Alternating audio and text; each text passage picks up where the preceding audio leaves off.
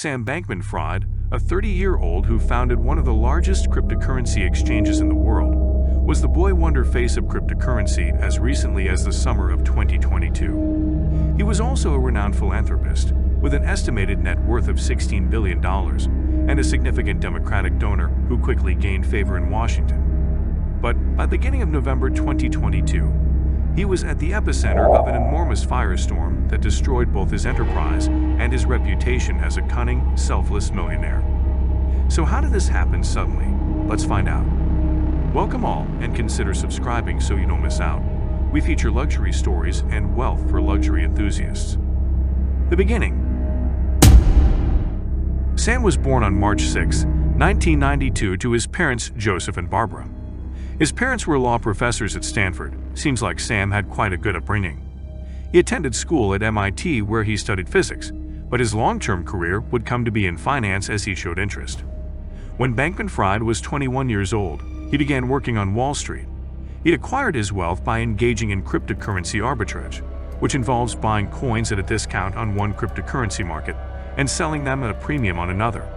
At Jane Street, a global liquidity provider and trading company, Bankman Fried worked as a trader. He worked there until 2017 when he quit, starting his own quantitative trading company, Alameda Research. Up until 2019, he served as CEO.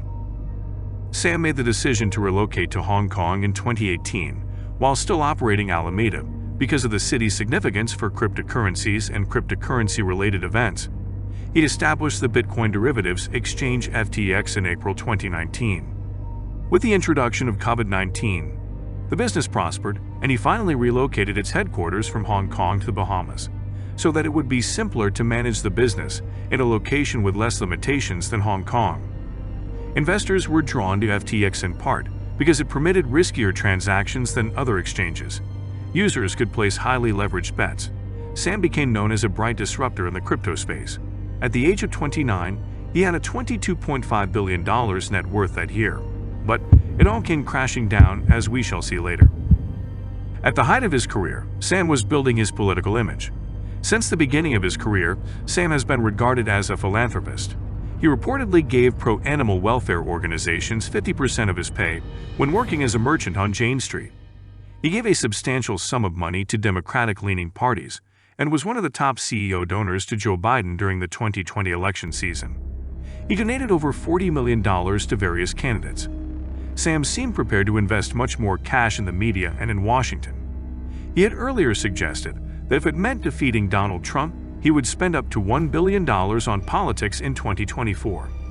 Last spring in 2022, he contacted Elon Musk to express his desire to spend enormous sums of money to participate in the Twitter takeover proposal. The story of Bankman might go down as one of the most startling in the annals of crypto catastrophes.